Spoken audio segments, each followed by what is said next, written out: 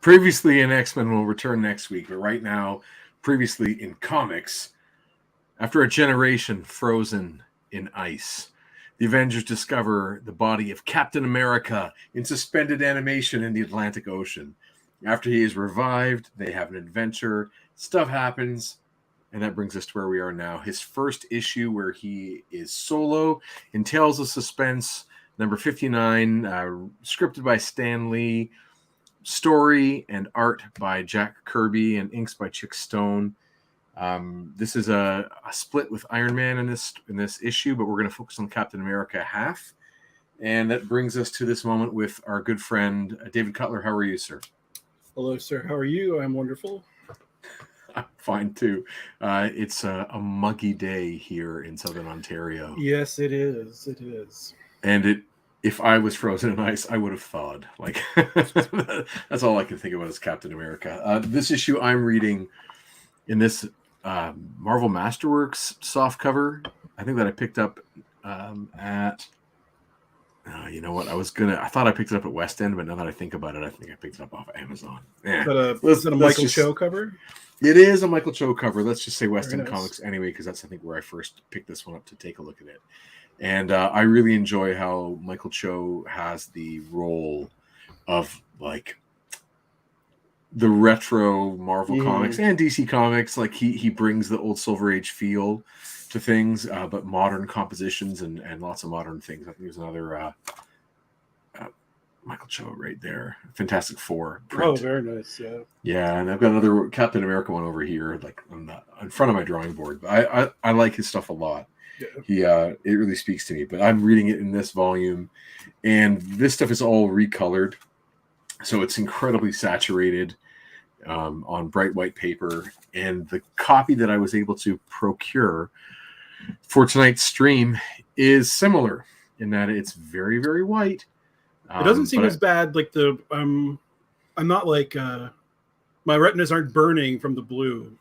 Well, that's because I did something to it. I see. So I was sort of last minute Charlie trying to get stuff done. I added a layer of newsprint to it, and just to take an edge off. That's all it takes, because I mean this looks good enough to replace what they currently do in their Silver Age reprints. Megan Carter says, "Let's go!" Hey, Megan, how are you? Thanks for being here. I hope you're a fan of either David Cutler and or Captain America and Jack. Megan's a friend of mine. She's just. I know. Oh, I didn't know you knew. I don't know what you know. I don't know what you know.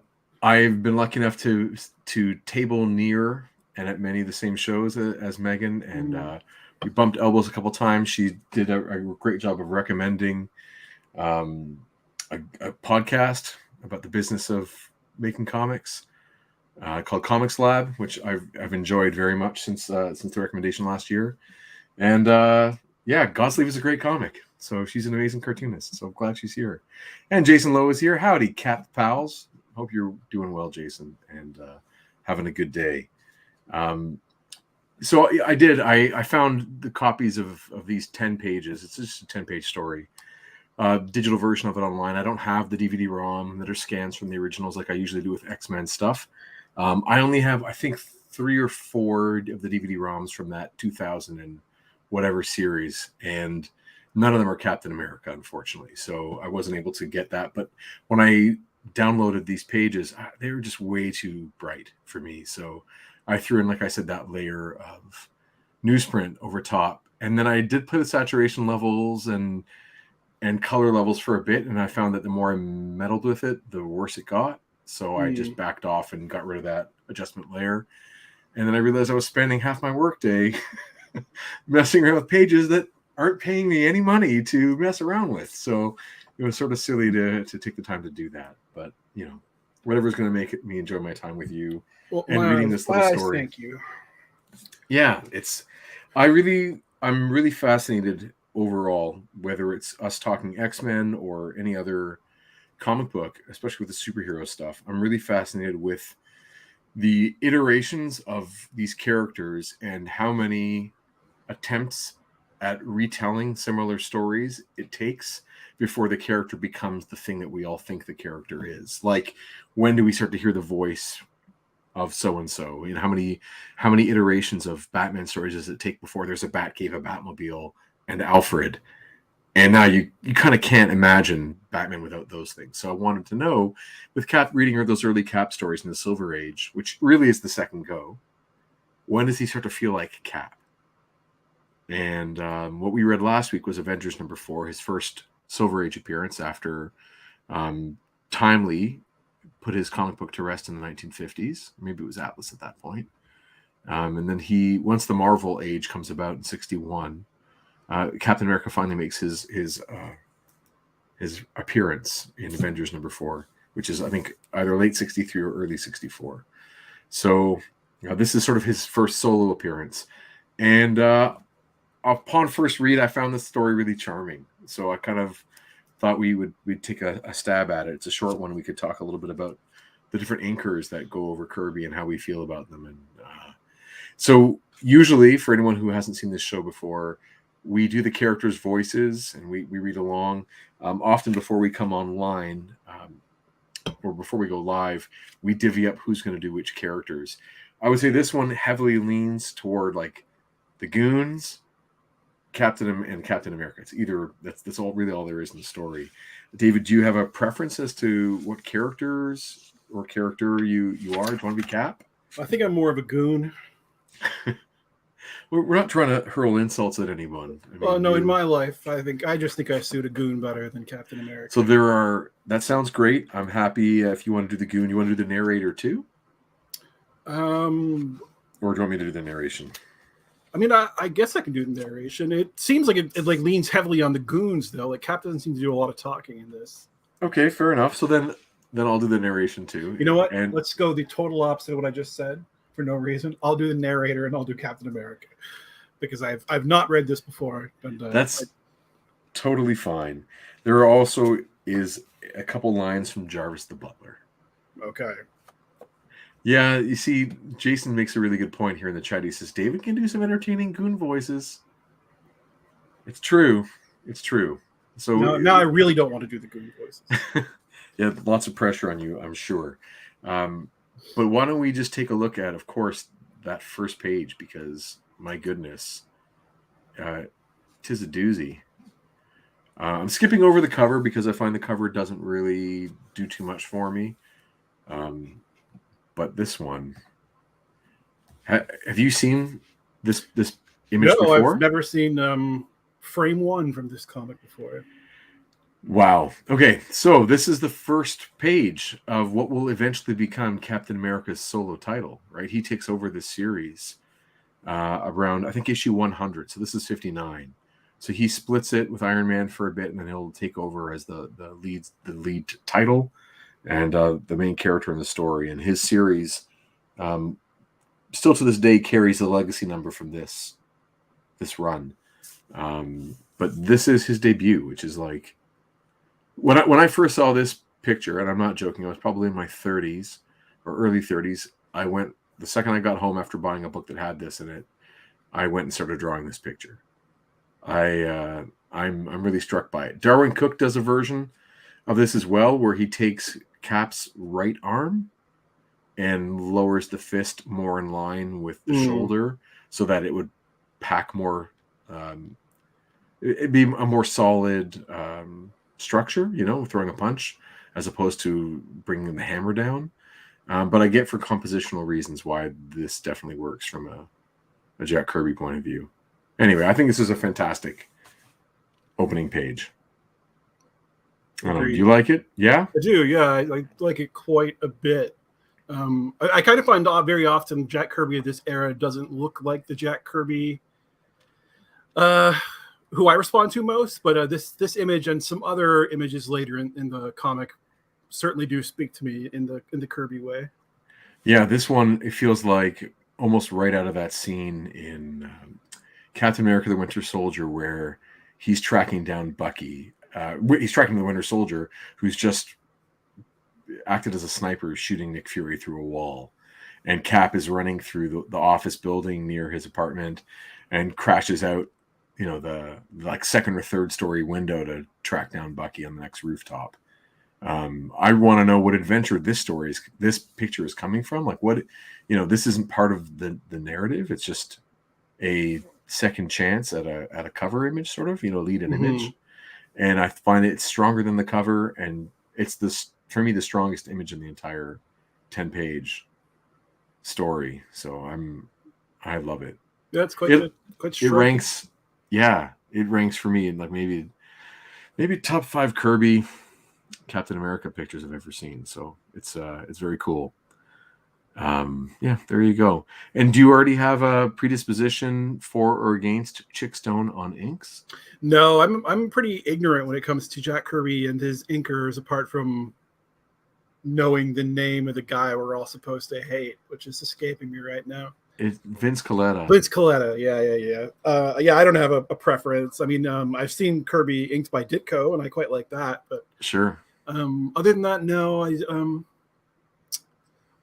Whoever doesn't hide the Kirbiness the most is whoever I respond to the most. But I don't pay attention to the names really. Right. I found that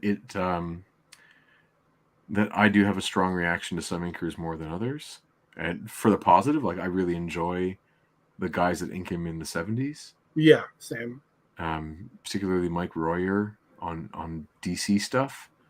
Like Commandy and the Demon and all those things. I really enjoy the more graphic, weird, like those wacky lines on the body that just they imply muscles and his metallic effects and such. I really enjoy that stuff. Where I can flipping ahead, I respond to the inks quite a lot in the splash image, but as the story goes on, not so much. Especially when the fighting starts, I feel like it's getting a bit not storybooky, coloring booky or something. It's not working for me. But sure, well, we'll see. Megan says she's got to Google this Vince goon. So Vin or Vince Colletta, depending on who's writing his name down. There are a few notorious elements to him. He is obviously a very talented, or was a very talented craftsman. But the story is that he was usually more interested in being expedient, and so he would eliminate elements from the background of the pencils. He would omit characters or omit buildings or fill in blacks to save on time. And the other element to his story, which I cannot confirm nor deny, is that he had ties to organized crime, so that he was not. They couldn't get rid of him. That was sort of part of the story that I've heard. And some people really love his work on Journey into Mystery and Thor in the early years.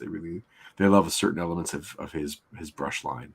I do not have a strong feeling towards him one way or the other, regardless of supposed ties to organized crime. It means nothing to me one way or the other.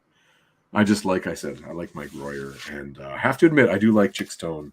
The guys on Cartoonist Kayfabe often talk about Chic Stone like he is a key for Bruce Timm's ink line. Oh, like I can see that. I can see when Bruce Timm draws superheroes, right? Because like animated series stuff is cel shaded, and the holding lines are not thick. They're just there literally to hold the shape. They're not there to express anything.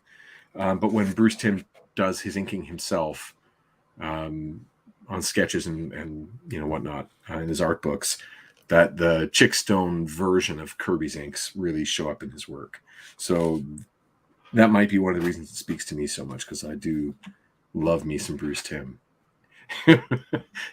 Megan's having a strong reaction to the story about Vince Colletta. You know what? There's an episode of Comic Tropes, if you ever watch that show or listen to that show on YouTube, where Chris Pierce goes in detail about, I think it's called Jack Kirby's Most Hated Inker. I think is the title of that one. For me, like, expedient or not drawing things that the penciler has put there, it's not excusable. I don't know. That's where it begins and ends for me. But sure, especially when it's the house artist. Yeah. I mean, it's one thing to even those people who like respond to his line on Thor or whatever. I would bet if they looked at the original pencils and saw how much they were losing, they would gladly sacrifice whatever Coletta brought to the game to get all those crowd scenes back and what have you. Sure. And I think that one of the things that makes Jack Kirby and his inkers such an interesting conversation that I've been fortunate to have with lots of interesting people along over the last few years is that Kirby really was not a comic book maker whole cloth. Like he was, sure, he wrote and he scripted, yes, but primarily he is a penciler. He's a drawer, and his tool is not the brush and the pen. It's the pencil. A number 2 pencil is Kirby's language, and it is because of the nature of mass-produced 20th century printing and comics. Like that line needed to be interpreted in ink by other people, right? So there's that added layer of voice in every single one of his comics. So to get real Kirby, like the real truth of how he drew, we would have to see the pencils and almost only see pencils, so it's kind of neat to think about who's closest to his pencil line and who is not. So I would love to see more of it. Have you heard about Tom Scioli's upcoming book for Image called From you? I have, yes. Okay. That's the only place where I've heard of it. So I believe it's called Adam Star and the Star Warriors, something. And again, as I said to you last week, the idea of it is that there is this comic book from the 1940s that Jack Kirby drew that Tom is he's taking panels from it and sort of doing an autopsy on them and reconstructing the pencil line from what he thinks it would be, knowing Kirby's style at the time. So almost like he's trying to remove the ink and give it back to Kirby's pencils. And then he's recontextualizing the panels, not out of order, but more to Kirby's epic sensibility of storytelling later in his life, not limited to the page count that he was given in the 1940s. So if something needed to be a 3-panel page, Tom is making it a 3-panel page, and he's resizing things and then drawing it from scratch and using kind of Kirby's lettering, and as if Kirby's doing it himself. And Image is putting this out in, I think, the fall. And man, it is. I think it looks great. Tom did a video on it already, and he flips through pages, and you can see, and it's a really fun art experiment, and I love his results. It's very cool. So anyway, there you go. Jason says, I didn't know I'd get an education on Coletta. I don't know if you are, but go for check out Chris Pierce's video on comic tropes. That's probably a good way to get a bit of a balanced view on some of the pros and cons of Coletta. Chris, stick with us, Jason. Yeah. We'll teach you all about the birds and the bees. So Marvel Age of Comics reaches a new peak of glory with Captain America, the most enthusiastically requested character revival of all time. That I find pretty funny. Like, we're only really like a couple decades into the modern IP-driven era. And yes. So how many character revivals were there? I don't know, but I mean, Stan is always great at being hyperbolic, right? So that's sort of his forte. The first of a great new series brought to you by the 2 best qualified men in all of comicdom. Stan Lee, author, and Jack Kirby, illustrator. Yeah, man, you and I have had some debates, good-spirited ones over Facebook Messenger about the semantics of words like author and writer and creator. And it is so loaded. And, outside of comics, I don't know if you come across this at all, but outside of comics with like the layperson, do you find that they also think the writer is always the creator?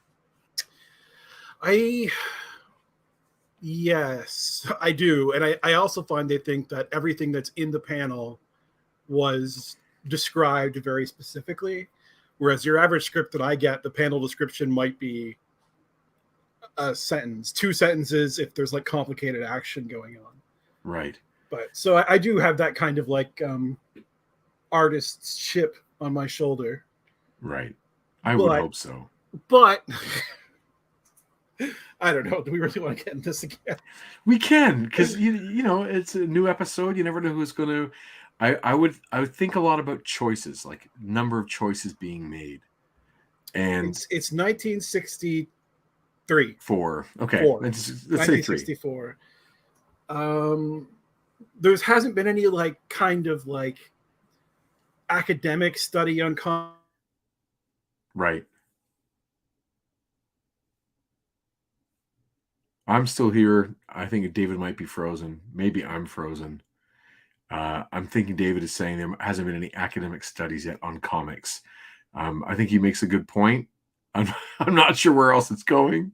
Hopefully he will unfreeze shortly, but I will continue on with this regardless. So Illustrator in this bold font, and you might as well like win the lottery as find the inker and letterer credited in a DC book. Yes. Yeah. I think he's trying, and I think to a degree we wouldn't. I don't know. I don't even know if Kirby would be as big a deal as he is today, if not for Stan's level of tourism. I don't think he would. I don't think absolutely right. Oh, come on. There's no question. Comics wouldn't be where they are today without Stan's hucksterism. It's Jack Kirby would never have called himself the king. No. So we have Stan for that. But whatever. Oh, I definitely do not plan on ever trying to take away from Stan's contribution. I'm interested in also how everyone else perceives just the language around, like how loaded these things are. I don't think about it ever. Megan says, artist versus writer debate 2023. I do not think about the verses. I think about the ands. It's the dynamic between, even with oneself, right? Like the idea, I collaborate with a writer 90% of the time, and I think about us as a unit that makes comics. And just then I think about when I'm making them by myself, what part of the decision-making process is happening during my typing versus my drawing. And in the best, it's the marriage. It's not one against the other, to me. In the best collaborations, it goes back and forth, where the writer has like almost a secondary influence on the art, and the art has a secondary influence on the story too. So like it's not like there's not examples of things in comics that I've drawn that have come from the writer after the script was done, who had seen like the layouts and was like, oh, what about this? So blah blah blah.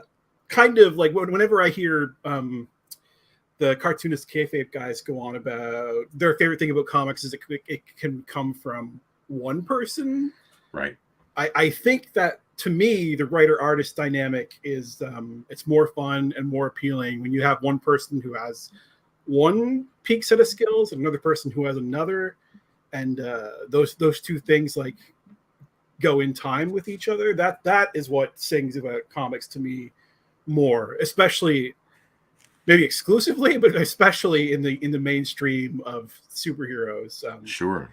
Whenever I seek out something by a favorite creator of mine, an artist who's normally an artist, and that I see his written work, it doesn't stand up as well as when he works with a really good, or she works with a really good writer. Right. I hear what you're saying. I think with the kayfabe guys, a lot of it is the show, right? Yes. It is the idea that they are there to have a conversation and take the piss out of writers for the sake of like having a fun rivalry or a fun controversy or having a hot take makes for better TV. True. I haven't. I only listen to them when I'm in the process of penciling a comic. Right. So by the time I get around to that, there's like 30 videos for me to watch or something.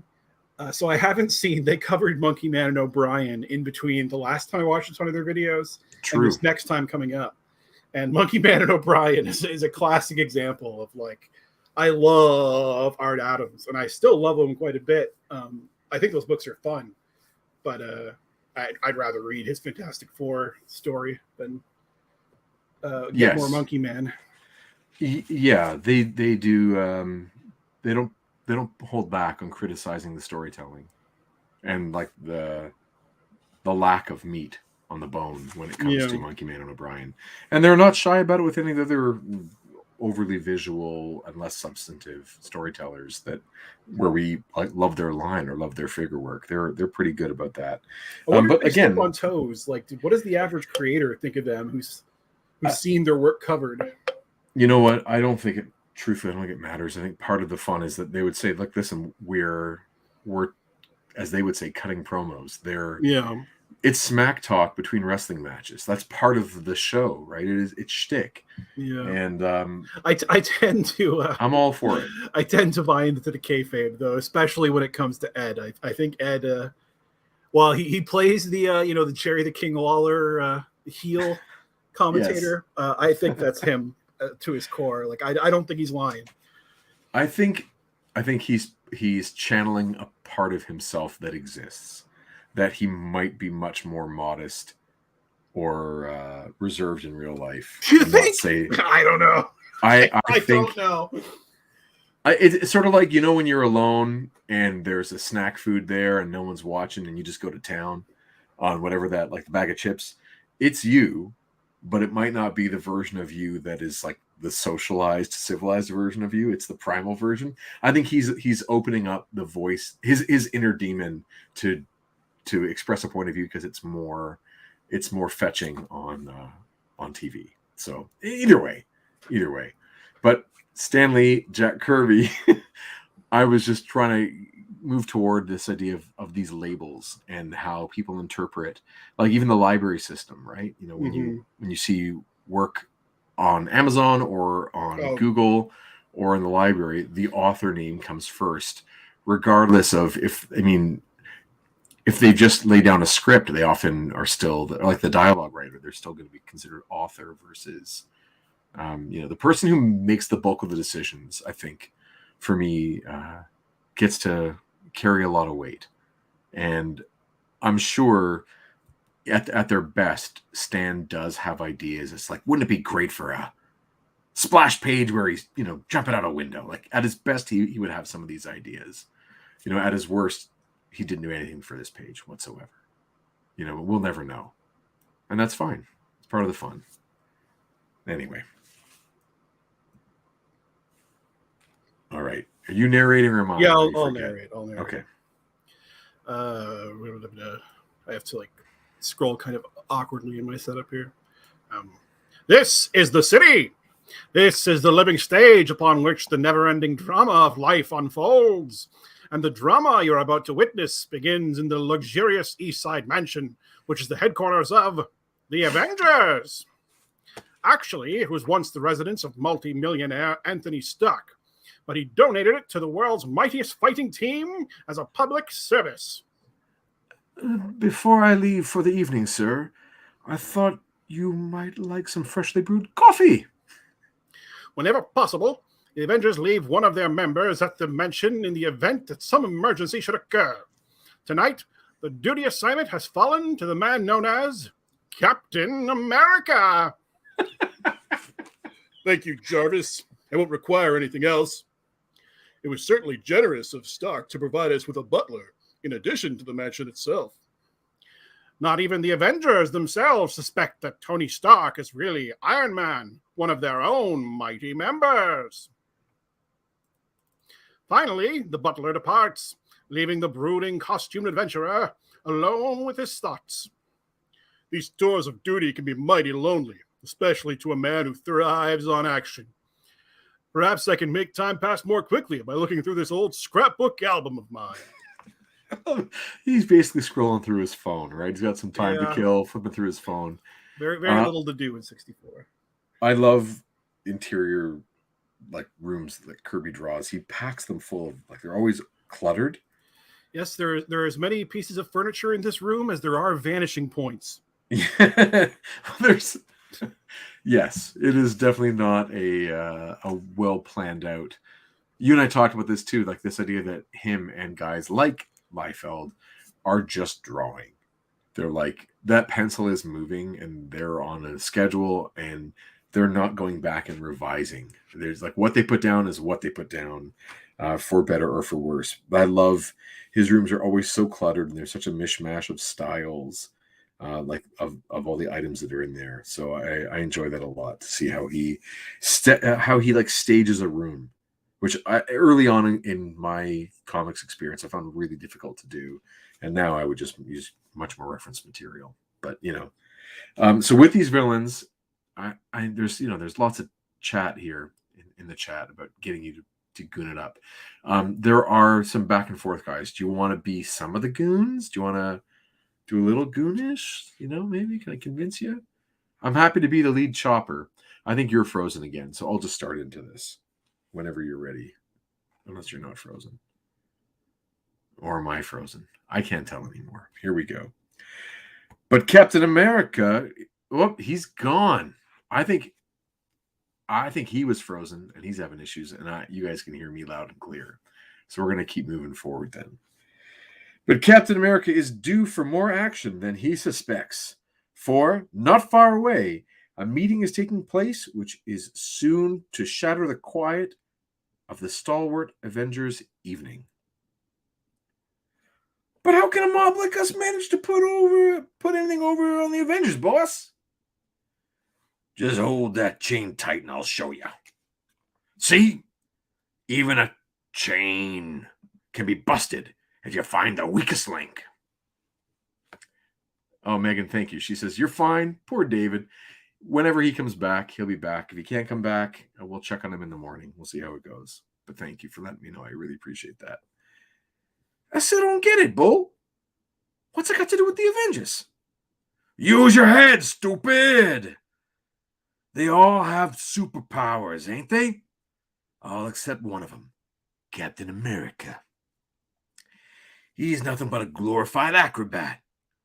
We can handle him easy. So, we just have to wait till we can catch him at Stark's joint alone. I need a drink. That hurts.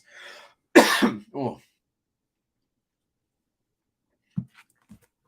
And I'm getting a text message. I wonder if that's him or just someone telling me I'm... Oh, no, we're good. That's something unrelated. Pardon me.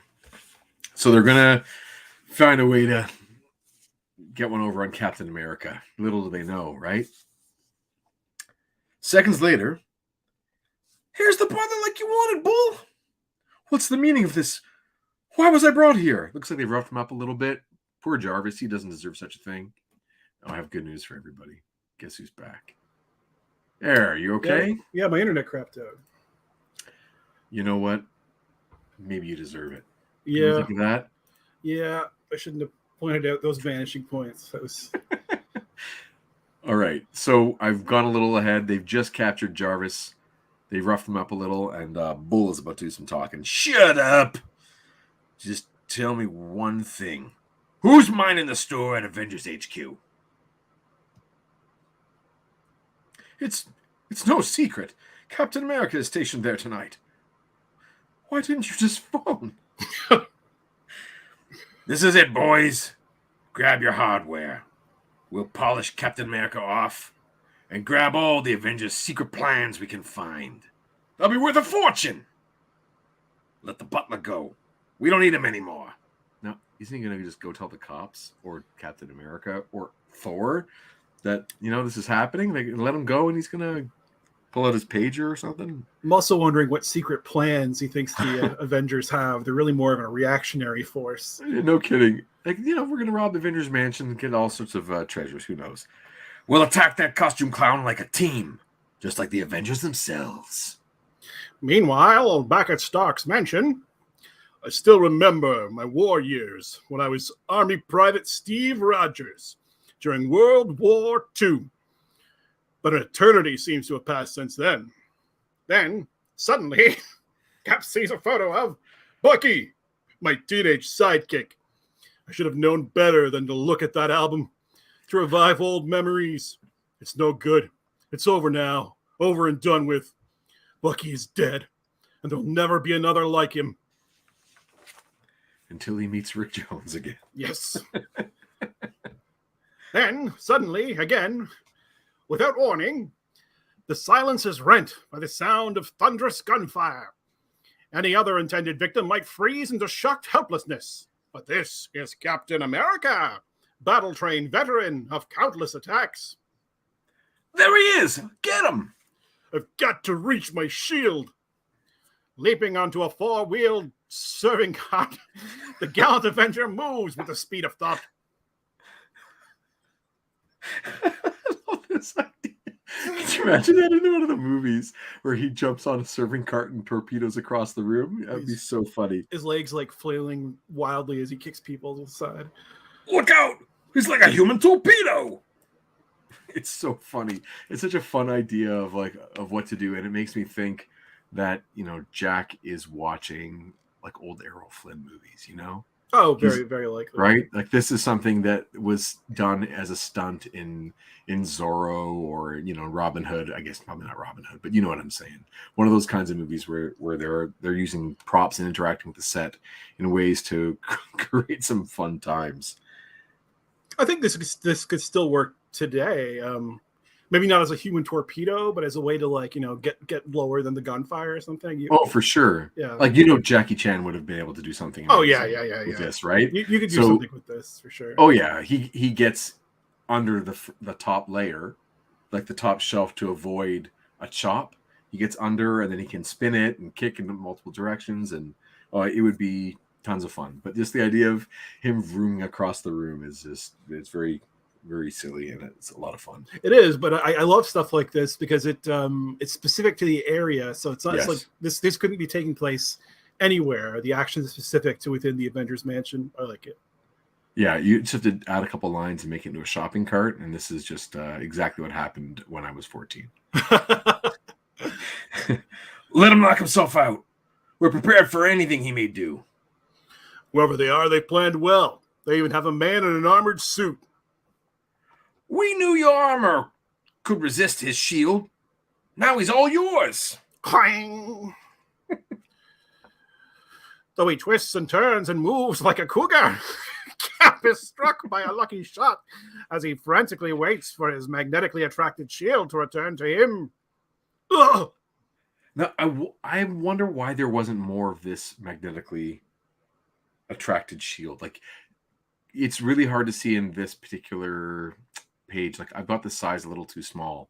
But Kirby has drawn on his wrist two bands of magnetic discs that are pulling the shield back. And they've done this in a couple different versions, including in the movies, right? I remember in Avengers Age of Ultron, in the opening sequence, we really see Cap playing with the shield that returns to him magnetically. And I remember also in the cartoon, Earth's Mightiest Heroes, I think partway through he gets a shield that does that. But why doesn't he always have that? He does in modern times, I believe. Like, It's something I associate with him. Yeah, I don't know why I sort of never saw it. All the action figures don't have any kind of external piece that. No, true. They always go know? for the bands or whatever. Maybe it's buried within his glove, I guess. But I love the idea that his shield comes back, not just by bouncing off things, but also remember, like, magnetics. We talked about this last time too. Yeah. That there's this fascination with, like, technology in the 60s and with magnetism.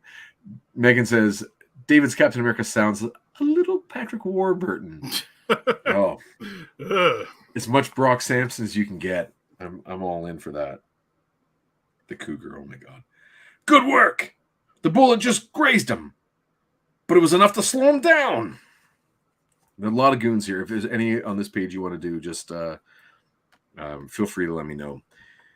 I told you we wouldn't fail if we used the same method as the Avengers. We fought as a team. We were prepared for anything. Now, tie him up while we get to work. It's lucky you got me this armored suit, Bull.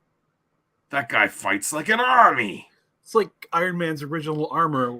Where did he get this? Yeah, that is like Iron Man's original armor. It would have been like the thing they would want to steal at Avengers Mansion. They also went from being like mafia thugs to some sort of like uniformed Marvel villain army. It's their crime gear, dude. I see. It does work, obviously, like from a quick reading point of view. Like, you don't have to read any of the dialogue to figure out what's going on because they stand out so obviously against Cap's costume, like the colors. You know, it really does work. The Avengers will never stand up against the purple penises. Especially the head. Well, he won't bother us anymore. We were too much for him. Then, after long moments of searching... Boss, we found the Avengers safe. Good.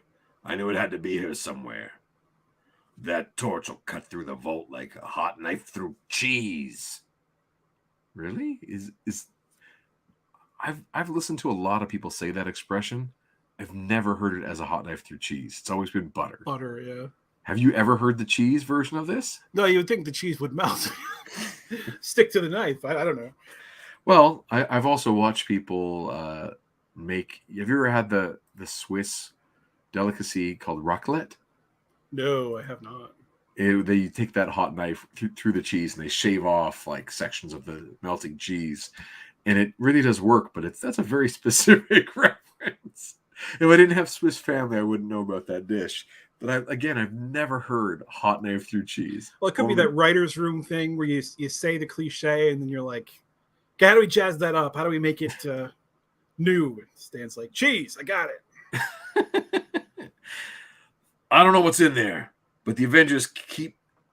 I don't know what's in there, but anything the Avengers keep locked up has to be worth a fortune. Lucky I regained consciousness in time. I've got to stop them before they open the vault. The heels of my boots have razor-sharp edges. If I apply enough pressure to these ropes, I did it! My wrists are free! I like this also as like trying to reconstruct it from a Stan Lee, Jack Kirby point of view. So do you think that Kirby thinks there are razors in his heels? Or is he just using like pressure of the boot? Yeah, he's probably using pressure of the boot. But and Stan is taking it to the next level. Yeah. I don't know which version I prefer, to be honest. Is it in Batman Year One where he's got a razor coiled up in his heel? Or am I pulling that out of somewhere else? My memory's not that good. I couldn't tell you. Okay. Fair enough. There is a version, I think, where Batman's got a razor in his boot. Maybe it's G.I. Joe. Anyway. Oh, yeah. It's terrible. I don't even want to bring it up now because it's in really bad taste. Did you ever read old G.I. Joes? Like the first 20 issues? No. G.I. Joe was not something I was okay. into. Well, there was a side character for Snake Eyes, and the character would not work today. It is inappropriate, and like from a colonial point of view, and yeah, it's bad.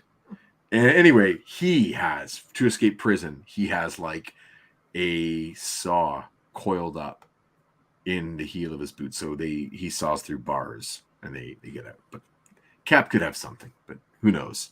That's a good thing to have on a boot, huh? A little razor. Boss! Well, change the page. Boss, look out! He's free! Stop him! We got to get that safe open! I keep changing what Bull's voice is. Don't worry, Bull. So that's fine. Yeah, I can't tell which one Bull is until after I've read the part. Yeah. He's the one without the gun, because he's the chopping guy. Don't worry, Bull. He can't do much with his feet still tied. Don't bet on that. You think you're prepared for this fight? There's one bit of preparation you missed. A lifetime of athletic training, such as I had. I'm going to interject there. Cap, you have not had a lifetime of athletic training. Yeah, it's one of those interesting things about the character where Cap should still be a very young man, but he's always written as if not only is he acting older, he is older, and they act like World War II lasted a lot longer than it did. I mean, America's involved especially for the Americans. Yes. Yeah, 3 years. 3 years. That's all he could have been active for, and he died before they even defeated the Nazis. So we're looking at more like 2.5 tops. Yeah. Like from mid-40, I mean, yeah, maybe mid-42 until partway through 45. So he sees a lot of really heavy battle, I imagine. Like he doesn't see 1 or 2 battles and spend, months training. He's like at a new fight every day. Yeah. and training as well whenever he has a minute. But to say he's had a lifetime of athletic training, no, dude, you haven't. Just a couple years, which is cool. But anyway, you're right. The voice that they give him, and I guess we can just say the voice Lee gives him here is a lot more aged than the character warrants. But it's, he always does feel like someone's dad's character. Like he does feel like a much older guy, right? Megan says, yeah, I guess he's always written as a war vet. So yeah, it's true. It's true. And we're getting to her favorite panel in a moment. Can't get a clear shot. He was too fast. Too close to my men. The one with the acetylene torch. If I can just time this right. Ah, I did it.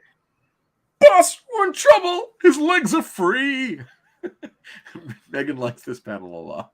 So, you got to put a lighter in his hand. He's like doing a blue flame or something like that. It's a very narrow beam of fire. But you know what? It does really work. We just take it back to like just us drawing human figures. I get the sense he is rolling. Oh, because yes, absolutely. You know what I mean?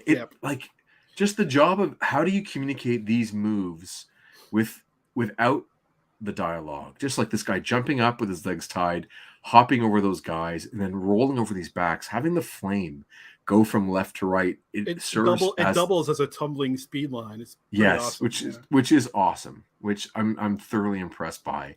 And I imagine this would have been so much fun to draw.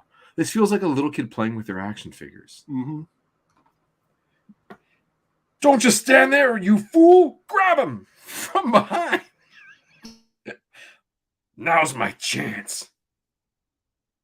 For a while. Hot enough for you? Gotcha. You won't be able to break out. You won't be able to break free of my grip as easy as you snap those ropes. Mister, this is Captain America you're talking to. I think I went too far. Yes, I did. Moving with the easy cat-like grace of a trained judo master, Cap suddenly shifts his weight, throwing his heavier, slower opponent off balance. And then, applying just the right amount of leverage, he hurls his startled foe to the floor. It takes more than an armored suit to make an Iron Man out of a clumsy, ill-trained hood. I feel like they should have smashed that chair. Like getting it looks like it's cushioning his fall, yeah, it's crumpled, which is fine, but like I want to see that thing break like a piece of stunt furniture on a TV show set, like in an old Western, when they smash through a table or whatnot. That thing should be shattering left, right, and center. Agreed. Then, removing the mobster's helmet in one swift motion, Cap sends him to dreamland with one well-placed blow. I'll have to cut this short now. It sounds as though the rest of your little gang wants to get in on the action. Oh, it's me. I know how eager you are, boys, but just give me a second to regain my shield. I feel kind of lost without it. Okay, thanks for waiting. And now I'll try to make up for lost time.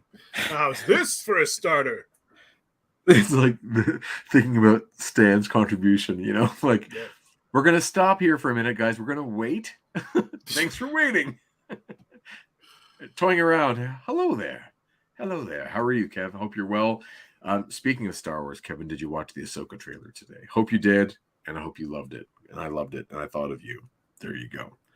I also really like how Kirby has to communicate like the magnetic lines versus the motion lines. Mm-hmm. How magnetism has like these woo, woo, woo, woo, woo, these really fun some sort of difference in the language. It's kind of a neat bit of cartooning. Like it reads, which is I guess the important thing. And then looking at the backgrounds, in this page, it's just none of it really matters anymore. No, there's no establishing shots. Just moving through, like I said, the kid playing with their toys, odd prop here or there. Yeah, it doesn't really matter much. Thanks for waiting. Pile on! He can't beat all of us. No, I'm beginning to wonder. Bah, I missed him. He shifted his weight again. He's going to try something. like all these guys on top of him, and he's just sitting there, getting ready. What do you think he's going to do? You ready? I'm ready. I didn't expect that. I'm not sure what I'm seeing. Well, it looks like he's somersaulted or like rolled backwards with everybody on him and then sent them into a piece of furniture. That's the shattering I wanted from the previous. Yes. I'm guessing Cap is also doing this with magnets. Maybe, but let's see if Stan's able to like clarify it with the dialogue. Look out! He's toppling us all off balance. Uh-oh. I've got to move fast again. The big fella in the armored suit is back. Stand still, blast ya. If I could connect just once. Keep after him. You'll nail him yet. No matter how fast you are, you can't dodge me forever. And when I get a hold of you... I'm through dodging, mister. If you want me, here I am. Come and get me. Olay! It worked. I dodged. Using my shield as a matador's cape, I confused his sense of direction. Sure, buddy. Okay, so he can outfight us all. It still won't help him. We're prepared for anything. Quick, load the sleep gas cylinder in your portable bazooka, as opposed to stationary bazookas. Yeah. By the way, I don't know if you've ever used a stationary bazooka. Yeah, they're mounted to the floor. Yeah. Don't worry, Bull. I won't miss. A gas missile. No time to stop his shot. Only one thing to do. Instead of trying to avoid the missile, Cap does the unexpected. Holding his breath, he thrusts his mighty shield flat against the muzzle of the small bazooka, and this will make it backfire, putting him to sleep. I love that. Yeah, I like it. It reminds me of... I can't remember what movie it is. It might have even been Kingdom of the Crystal Skull, where there's a guy with a blow dart he's gonna shoot Mutt Lang, and he doesn't realize where Indy is, and Indy pops up just below him and puts his mouth on the other end faster and blows the dart backwards into the guy's throat, which is like the stupidest, most dangerous move. But I find this panel again, it's a really hard thing to cartoon. But I thought it read well that Cap put his shield up against him and sent the gas explosion in the other direction. It works for me. I buy it. We're still not beaten. My karate team will finish you. Get them, boys. Two of them attacking from opposite directions. My timing must be precision perfect now. One mistake and I'm through. Once again, the red, white, and blue Avenger makes an unexpected lightning-fast move, confusing his foes by dropping to his knees. You miss your first blows. There won't be a second chance. All I need to do is grab one wrist each, like this, and then... And this reads to me really well, too, that he's got those wrists. Yeah, and... But Stan's got to do something. He can't leave a panel without words in it. True. With a sudden snap of my arms, I can send you off in opposite directions. Who taught you amateurs your karate? Millie the model? Oh, man. Feeling mighty proud of yourself, huh? Well, I'm gonna change all that. Now, while you're still kneeling down, unable to dodge me, because I'm going to keep talking and you can't get up. There's no way you can move. I'll show you why they call me Bull. Nope. How's this for a starter? This is one of the things that Kirby does often. When characters collide, there's just an explosion of impact. And it's maybe... it reads... but it also leaves room for lots of fun, lots of teasing. If this were my first comic, I would assume that both characters exploded. We were looking at body parts just flying in every direction. I've been looking closely at a couple of Kirby images lately. When Kirby does this technique, the character on the other side of the explosion is often anatomically very liberal. Yeah. Like the body does not work at all. No. But that's okay. He's just legs, Megan says. Yeah. Don't you know enough to stay down when you're beaten? Bull, a trained fighting man learns how to take punishment as well as dish it out. And now that you've had your inning, it's time for me to wrap up the ball game. Pow!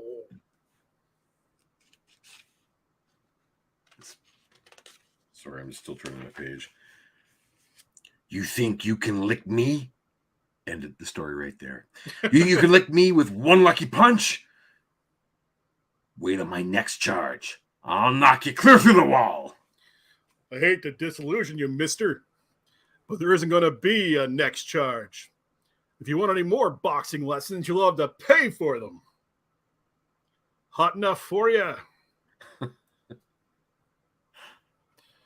It was sure nice of you fellas to drop around and help me while away a lonely evening. But it's lucky you broke in while I was on duty. If any of the other Avengers were here, you might have gotten hurt. They're really tough. I better call the police now. This will give Bull and his boys a nice, comfortable place to sleep it off. Too bad Jarvis has the evening off, though. Oh, I guess he left. Right. And he got kidnapped. Yeah. I'll have to tidy up the room. I'll have to tidy the room up by myself. Oh, well. Later, after the police have taken Bull's mob in tow and the debris has been cleaned up, I'm sure glad it's almost morning. I'm one tired Avenger. I never used to feel tired. I guess when a fella reaches my age, 23, he just starts to get soft. And there you have it. A living example of the Captain America brand of action from the golden age of comics, reaching still greater heights of glory in this, the new Marvel age. Cap fights again next-ish. Be here. We'll be looking for you. You're hilarious, and you seem to enjoy that almost way too much. I want to be a narrator when I grow up. It really feels like, we were talking again last week about, and like these are things to compare. So I bring it up for a reason. We were talking about what Stan says in the documentary, the new Stan Lee documentary on Disney Plus, what he feels the reader age is for a Marvel comic. Being sometimes college kids. This is not one of those examples. No, and I really don't think Stan was ever thinking he was going to court that audience. It just happened. Yeah, I think that's a fair point. I think that's a very fair point. This issue really does feel, like I said it before, like a little kid playing with their action figures or their army men or whatever, and just choreographing a little fight, one character who's better against 8. It feels like, it's Errol Flynn on the deck of a pirate ship, making a mess of some, a crew of pirates and having some swashbuckling fun. But it feels like this is the first time that you're kind of getting a sense, okay, this is what the Cap brand is going to be. Each issue, we're going to put him against a mob of characters. I use that not in an organized crime way, but a group. We're going to put him against a gang. He's going to have some sort of obstacle that he has to do with, or a goal that on the other side of that gang, and he's going to have to get through them. It's going to be just the most dynamic action. Just Jack going to town on showing, playing with his action figures. But there's no other element to the story than that. Like there isn't an angle for Cap yet. It's just he misses Bucky. Yes, in 2 panels, he looks at the picture, and then he shrugs and looks away.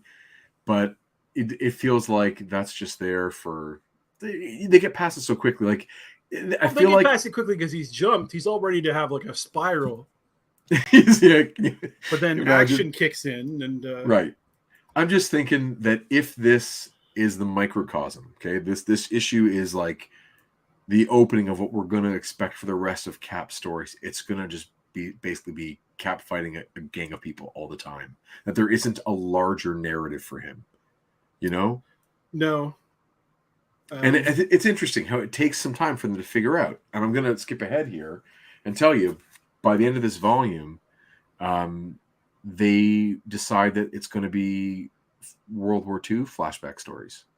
It's the adventures of Cap and Bucky by the time this goes through. Really? So it stops being about, it's all World War II stuff very, very quickly.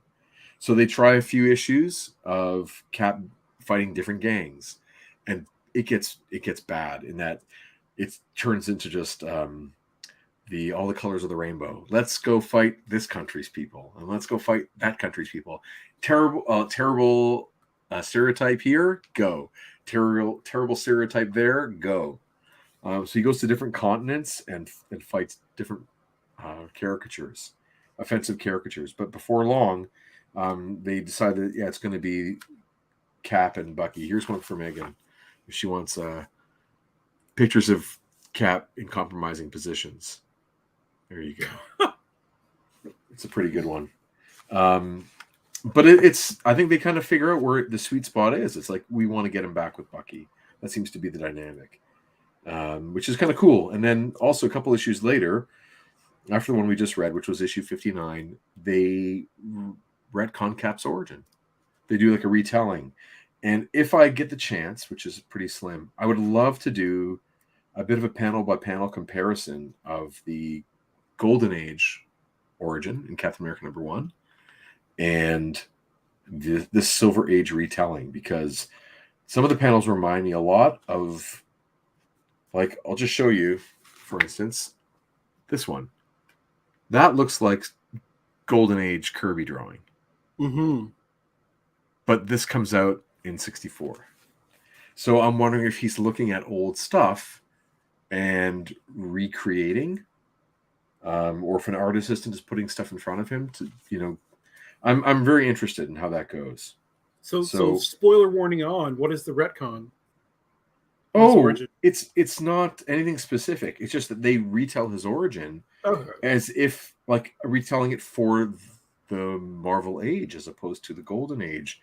In Cap's first issue, Captain America #1, they go through and they do the Dr. Erskine thing. But in this issue, which is number 63, they tell the story of Steve Rogers getting the serum. And it happens pretty quick. And some of the drawings look like, this one's a little weird of him here, as if that's two different drawings almost like put together. Like, someone's gone over and done something with it. But I would guess that was Mr. Fantastic getting his power. Yeah. There are elements that look Silver Age and there are elements that look Golden Age. And I'm really interested to know if any of it was actually copied and pasted or cut and pasted, and re-inked or who knows what. So I might, if I get some free time, do a little bit more research into that. But it's funny how the series quickly makes a shift back to World War II. That's his sweet spot. Maybe they're just not finding the rhythm that they're looking for, the fan response from these stories of where Cap just fights a gang. Every issue is Cap fights a gang. And like I said, it's full of some pretty terrible stereotypes.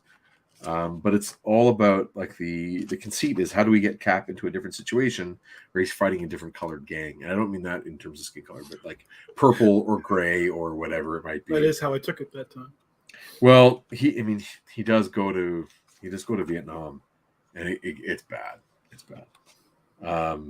But there's some neat stuff where Zemo comes in pretty quick, and a little bit more Rick Jones. But it's an interesting one to see, like, again, how long it takes for Cap to start to feel like Cap and start to be the character, I guess, that some of us like. And it's, I won't pull punches. I didn't like any of this stuff of Cap. I didn't like Cap until I read Ultimates, and then that version got dated very, very, very quickly. That's already 2000, and then it was Brubaker's Cap is the first one where I read it and I was like, oh, this is the haunted Cap, the one who is post-traumatic and trying to uncover something, and he's walking the world of like part James Bond, part superhero, and I was like, oh no, that's for me. And then the movie that predates Brubaker, though, at least in my estimation. Yeah, it was just, Roger Stern does that. Like the spy angle and stuff is like Roger Stern. The Cap comics in the '90s were really had a lot of spy movie energy. Like spy movies like Teen Wolf. That's where it goes. It's off the rails by that point. I think the writers are like leaving the book. I don't even know. I won't lie. I haven't read any of that. You know, I was out of comics, by the '90s. I've said before, like the Image guys turned me off of the stories. I was not interested in any of that, so I stopped reading comics pretty much exclusively until some friends at work got me back on. I think when I heard that Nightfall happened, I think I read that trade. Oh, and Kingdom Come. That's probably what got me back. Well, the Stern stuff is like Nixon era and. Oh, there's that story. I forget what the name of it is, where there is a conspiracy, right? Yeah, something. That's pretty much that Nixon is like the villain of the conspiracy. Yeah, and then he stops being Captain America. I don't know. It's been around for a while, and it's funny that they don't know what to do with Cap as a solo hero after bringing him back, because what the MCU did, it seems like so obvious to me to have the Hydra, but back then it would have been just straight up the Nazis, right? Starting to come back in some undercover way where the public doesn't know that it seems obvious to do that, but I guess they didn't do that. Yeah, Nick Fury seems to be the one connected to the Hydra stuff through S.H.I.E.L.D. But like we said before, it wasn't Hydra the Cap was fighting in World War II. Right? That's a smoothing over of history for the sake of the Disneyfication. Selling toys, selling tickets, selling popcorn, all that kind of stuff. And so be it. It's not necessarily worse. What I think, though, what got me with getting into Cap in the around 2005 was not just the tone of the story, but the tone of the art. Epting's artwork was heavily steeped in shadow. Mm-hmm. And it just felt like he was, I don't know, in a world of stone bunkers. He felt like he was in a place I hadn't been in comics up to that point, and I hadn't seen Cap stories do that. So it felt like it was right for me at the right time. I was 30, and it felt like a Cap story I could really, the Red Menace and the Winter Soldier stuff I could really sink my teeth into. It is. That's the best Cap stuff. I mean, hands down, but there's still other good runs. Yeah, I've only read the best. I've only read the best. Just seek out the Mark Waid stuff. It's good. All three times he is on the character, it's good. I think I've got one trade with Chris Samnee on art. Yeah. I don't know if it even goes much further than that. Right, you can't go wrong with Chris Samnee. I have a question. Speaking of Tales of Suspense and great runs, is there a great Iron Man run in your point of view? Do you know of a great Iron Man run? No. I mean, people really like Warren Ellis's Extremis. The one that is where I never actually read it beyond the first couple issues. Iron Man is like not my guy, which is funny. I mean, I have an Iron Man book coming out next month, the Iron Man annual. I'm there for Storm. Don't say that he's not your guy. I love the MCU Iron Man quite a bit. Yeah, I think where I'm going with this is I find it really interesting that amongst a huge portion of comic book readers, Marvel readers, I should say, there isn't a definitive Iron Man run, like the one that people will go to. If you're going to buy one Marvel trade, it's Iron Man. It's like, yeah, go for Extremis. I did that. I went and I got it. I was like, that's like my modern reaction to almost all of Ellis's writing. But it's not just the writing; it's the artwork is you think immaculate and cold and stiff. I mean, I can see that, but I did not find what I wanted there. But maybe Iron Man's not the character for me. So it was revelatory at the time, that art. Yeah, I hear you. So where can we see you next in the real world? I guess Fan Expo at the end of August is where I'll be. Very exciting. And what's the next place we can see you in the comic book, in the comic book page? I believe on Friday, Jason Lowe and I have the final chapter of Cosmo the Space Dog will launch on Marvel Unlimited. This one's a guest star extravaganza. That's all I'll say. We go out with the biggest possible scenario that 16, 17 panels can give us. It's really good, and it's my favorite one. And then after that, Iron Man Annual, Iron Man versus Storm, sometime in August. Apparently, it's gone to the printers. So, and that's Jason Lowe again writing. And I'm so bad with names. Like one of my favorite colorists working right now colored it, and I can't. Brian, I'll never get it. Whatever. He also colors the main Iron Man series, and he colored Exterminators by more people whose names I can never remember.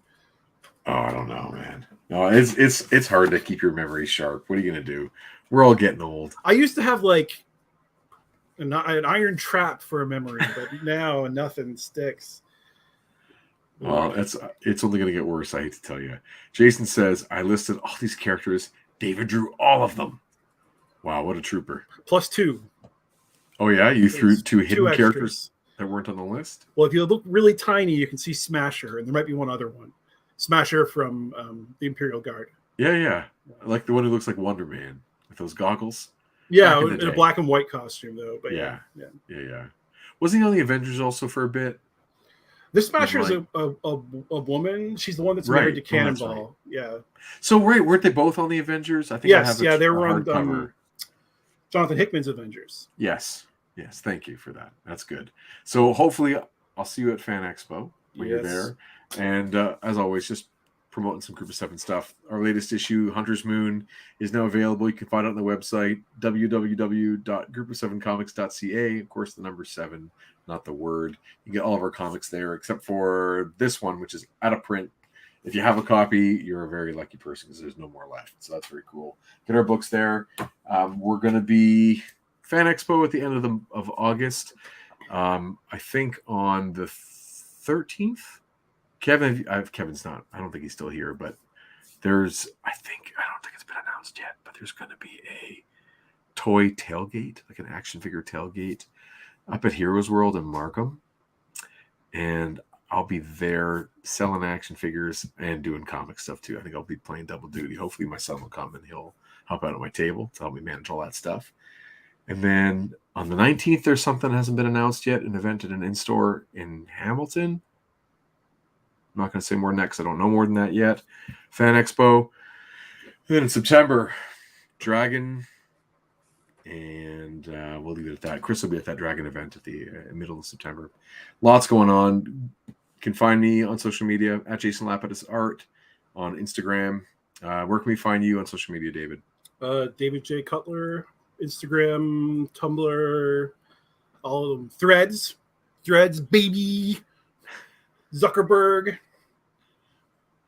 Yeah, I haven't started any of these stuff. Give me a ride where? To Heroes World up in Markham. In Richmond Hill for the toy tailgate on, I think it's a Saturday or a Sunday, August 13th, whatever day of the week that is. Saturday. Okay. It's going to be fun. There'll be a lot of action figures, whatever you're after. And it's a good hangout too. Hopefully it'll be some nice weather and maybe there'll be some good eats there as well. I think I'm done with action figures for the time being. I'm at a room, man. I got no space. So let's trade something. Upgrade one. Like get rid of one piece and upgrade. I get too attached. Oh, fair enough. Have you got anything like what was your last thing you got that capped you? Oh, for my birthday, Jason Lowe got me Sauron. Whoa! Yeah. But after getting Sauron, Mojo, Apocalypse, and Blob all in the same year, they're so huge they crowded out all the shelves. Like stuff spilled out of the Detolfs onto the Kalax. So it's a mess. So I gotta be more selective. That is awesome. Megan says, "Oh no, ex-boy toy." I still have to get that one body piece for the Sauron bath because I have all the limbs and such in the head, but or no, the head's on the body. I have all the limbs, but I do not have that body piece. It comes with Deadpool in his underwear. Is that right? Deadpool in his underwear, and I just haven't. It's overpriced every time I see it somewhere, but I need to get that thing. The latest thing I picked up was just like one of the retro figures of Leia. As a kid, this was like such a sought after piece, and so when I saw it at Walmart, I couldn't resist. Even Did the helmet come off back then? Yeah, it did. Oh. It did. In the original Return of the Jedi one in '83, it came off, and anytime they had helmeted figures, I was just over the moon, excited. So her and Lando, as you know, when he was a guard as well in disguise, those figures I used to collect the Power of the Force Star Wars action figures, and Leia, the female figures, always looked awful. My Leia looked exactly like Anthony Kiedis from Red Hot Chili Peppers. Exactly like him. Yes, you're right. That's very depressing, but there you go. So next week, I don't know what issue is coming up. I have no idea. It's a sort of play it by ear. But keeping in mind when August starts, for anyone out there, we will continue on with our amazing run of Chris Claremont X-Men comics as Chris Sanigan, my lovely co-host, will return from his family vacation as he drives across Canada. And we will continue on August 1st with God Loves, Man Kills, the X-Men graphic novel with special guest Hoche Anderson. So is next week X-Men or something else? Next week is something else. I will see what inspiration hits me in the next 7 days and whatever I can put together there, whatever I have access to. Demon in a Bottle. People say Demon in a Bottle is really good. And Armor Wars, the 80s David Michelinie Iron Man. I never read it. People say it's good. Yeah, I think a lot of it's like nostalgia stuff. Like it's people loving that run when they read them as kids. I don't know if they still hold up as read the Iron Man where he's he's looking in the mirror and he's all the drunken Iron Man cover. Demon in a Bottle. Yeah. Read that one. That specific issue. Read that. Read that. We'll see. We'll turn you into a fan. I'm sure everybody loves a drunken superhero. Yes, it might have to be a drunken Jason to read that drunken issue. So we'll see. Well, Lord, you like Iron Man less than I do. Jeez. I still give him a positive rating on Yelp. It's just not my favorite. Well, that being said, everyone, thank you for hanging around in the chat. Megan, thank you for coming and joining us tonight. Very nice of you. Jason Lowe, thank you for being with us and lending your positivity. I see Kevin toying around was here. Thank you for that. I see Group of 7 Comics commented. Thank you for that. And everyone out there, hope you're doing well and reading some good comics and that you join us next time. And if you have any requests for next week that's better requests than Demon in a Bottle, feel free to either put it in the comments, hit me up with a DM on Instagram or to the Group of 7 Comics Instagram, which is at Group of 7 Comics. With the number 7, not the word. All right. Other than that, anything else we got to leave the world with, David, before we go? I bet Demon in the Bottle is dope. All right. Dope, fly, stupid. Megan says Ghost Rider. What Ghost Rider? Which one? I have the first 20 issues of the maybe late 80s run, but I've never read them. My mom took away all my Ghost Rider comics. Really? Yeah. Too scary? All the demon stuff. No, it was some crazy early 90s, still Satan Panic or whatever. Yeah. Yeah, the Satanic Panic. Yeah. Nice. All right. Everyone have a good night. Oh, first one when he summons Satan. Whoa, that's heavy. That might get us taken off the internet. There's that word again. Stuff. Summons? Heavy. It's a problem with the Earth's gravitational pull. Nice. Speaking of Emmett, I'm going to go see my dog. That's his name. Wow. Yeah, there you go. All right, everyone have a good night. I'll see you next time. Bye.